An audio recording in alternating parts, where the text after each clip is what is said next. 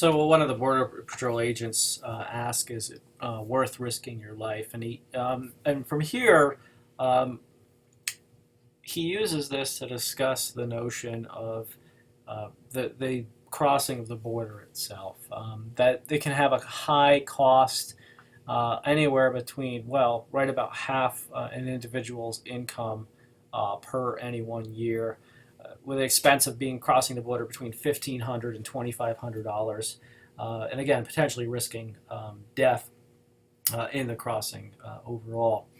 And individuals are only making between $3,000 and $5,000 a year. And he talks about some of the push-pull factors that are rather prevalent in migration studies. That um, the emphasis tends to be on individual choice and the push-pull factors that go into that. Um, but as he points out, structurally, from a structural sense, in terms of the opportunities that are available for individuals, staying is not really an option.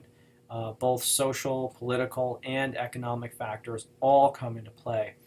And so that staying in San Miguel, you also have the fact that you are putting your life at risk, albeit in a much slower way.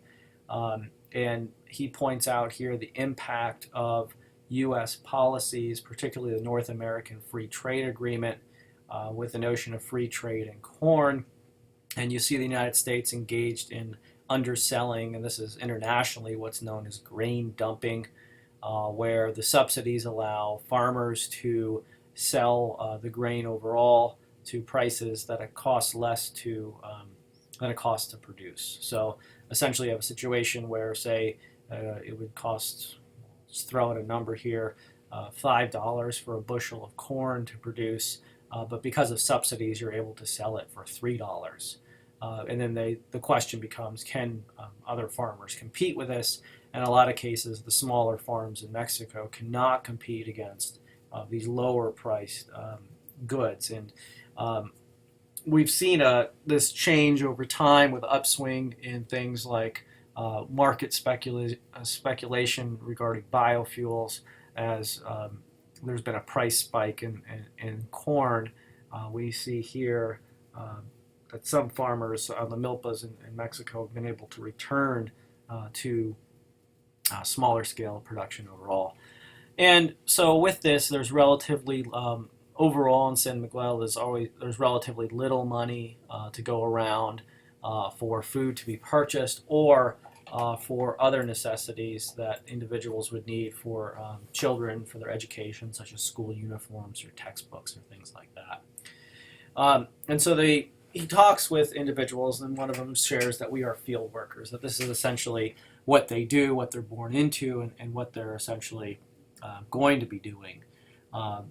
It's interesting that 95% of agriculture workers in the United States were born in Mexico, and 52% of those are unauthorized, with 4,000 being deported to Mexico each week.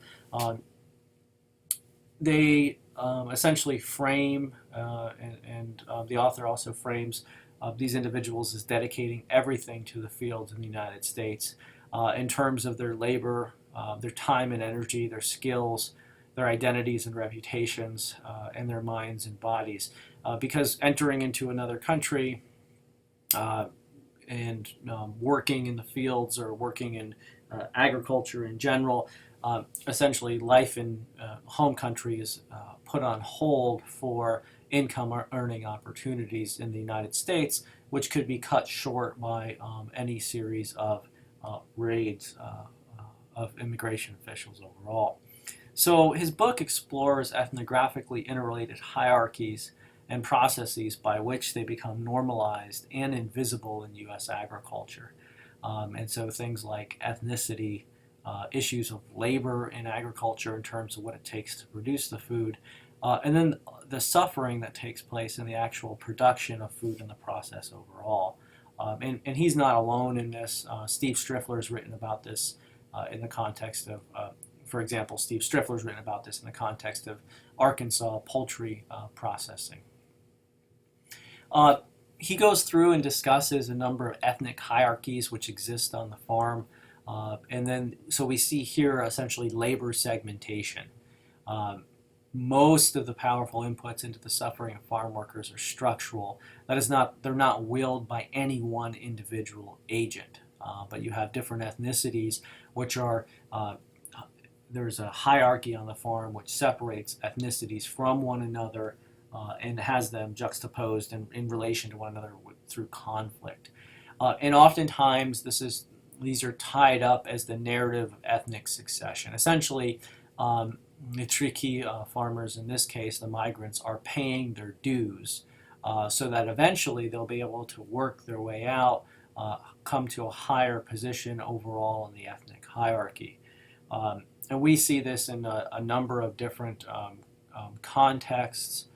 There's been some discussion of this in coal mining towns where you see migration switching over time between populations that are potentially of Irish ancestry and then Eastern European ancestry. We see this notion of the Irish progressing over time in towns such as Centralia, and Eastern Europeans, on the other hand, not being treated in the same manner or the same way. So this idea of ethnic succession, and this is the idea that he's trying to bring forth, that Farmer also brings forth this notion of structural violence overall. And so some of these things would be the instructions that would be given to employees to not be as cordial to the pickers or even to acknowledge them, because to do so wastes overall productive time of both them as well as oneself. And there's these narratives that take place about different pickers overall, that the Oaxacans as a whole are less work-oriented, but on the other hand, we see that they're actually replacing mestizos and Mixtec pickers on a lot of these farms. On the other hand, white pickers are under no time pressure, and they have no minimum quantities that they have to meet on a daily basis, just receiving 14 cents a pound, whereas the Oaxacans and others would have to pick a particular amount in order to still be considered a viable employee on the farm. The checkers on the farm often check the quantities of what's growing in the Skagit Valley in Washington, these really beautiful vistas and scenery. And it's not viewed that same way by the individuals who are picking these berries over long periods of time. They look at it and they see the environment in a very different way. A lot of these checkers are high school students, and they'll essentially assess the quality of the berries and be responsible for doing the weighing of the berries, which will ultimately relate to how much the tricky are actually paid for their work on the farm. And it's interesting to think about berries in particular, because we talk about these berries as health foods, the idea of shifting to organic production methods, and potentially that they're going to be machine picked over time. And so even if you have these things that are very healthy for you, health conscious, it's important to considering life cycle analysis and considering the process by which these things come into being. And he goes through and he talks about a number of different vignettes of the suffering of his companions, of the people that he's working with. So he talks about repetitive use syndrome. He talks about this idea of self-medication to deal with insults, and then long-term impacts of pain on Bernardo, and I'll talk about that in just a little bit here. So for Bernardo, he goes in and he talks about his role overall. He talks about the idea that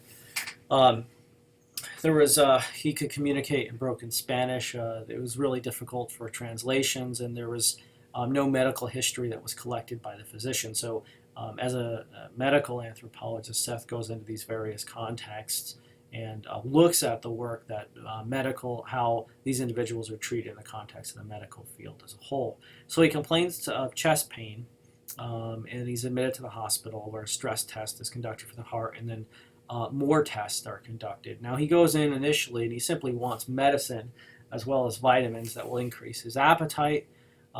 His request for pain treatment is not noted, and he ends up receiving a $3,000 medical bill. Um, at the same time, clinicians in Mexico are not able to see the social and occupational context, and they ultimately blame the suffering on assumed behavior and culture.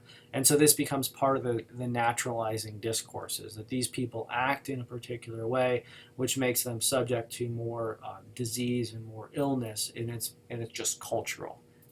And they can't get around that overall. And so biomedicine, he argues, essentially depolitizes sickness. It rips out concerns about things like structural violence and goes to the notion of individual responsibility to explain any sort of suffering as part and parcel of an individual's own failing overall. Key in the ethnography talks quite extensively about some resistance and refusal to comply with some of the ethnic hierarchies on the farm and the injustices which take place on the farm, including a whistling strike that takes place on the farms where individuals cease to pick, indicated through whistling. The lower price per pound that's paid to Turkey harvesters, that they don't receive lunch breaks as a whole, and they receive relatively poor treatment on the farm. And he looks at some of these larger narratives about how multinational food production industries are essentially treating employees and treating human beings, noting things like there's human blood in Coke and Pepsi overall. And he talks about this idea in the context of globalization too, and the movement or migration of peoples, and how individuals are situated quite differently along a spectrum, from international businessmen who travels in a legal and illegally acceptable way to a legal alien farm worker. He notes that a number of individuals on the farm have worked towards bringing in English language classes, as well as programs to decrease the amount of dust on the farm as a whole.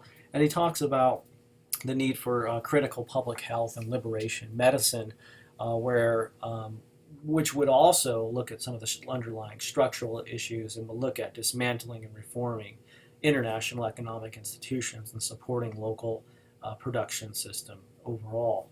So from this ethnographic example, I'd like to move to some of my work in Alaska with a number of co-authors. In 2009, Philip Loring from the University of Saskatchewan and I produced a piece on food security in Alaska, and this was in the context of the heat or eat crisis. We took as a definition of food security access at all times to sufficient, safe, nutritious, preferred, and culturally appropriate foods. And we looked at the notion of what was happening in Alaska in terms of the urban and rural food system and the idea of the interconnections between these. We noted that in Alaskan agriculture, it supplies approximately less than 5% of the state's food, and that 90% of the population as a whole is relying upon the global market for the total year, and 10% for most of the year. It's also interesting to note that Alaska has no food security mechanisms instilled in urban or rural community plans. I'd worked for a while with the Alaska Food Policy Council on developing some of these plans in case of emergency preparedness, the Emergency Preparedness Task Force of the Alaska Food Policy Council, and we had developed a template that has gone through some different iterations, and we're looking at bringing this out not only to urban areas but rural areas as well, or so-called bush Alaska. And the Alaska Food Policy Council has also been active in conducting a number of focus groups or town hall meetings where they've elicited information from different towns and cities throughout Alaska on the state of the overall food system. So the work is continuous and ongoing overall, and certainly issues like little to no food storage has been addressed, as well as reliance on processed food of lower nutritional value. According to reports that we were reading at the time, the USDA in 2008, about 12% of Alaskan households were food insecure, at least at some point of the year, with 5% experiencing severe food insecurity.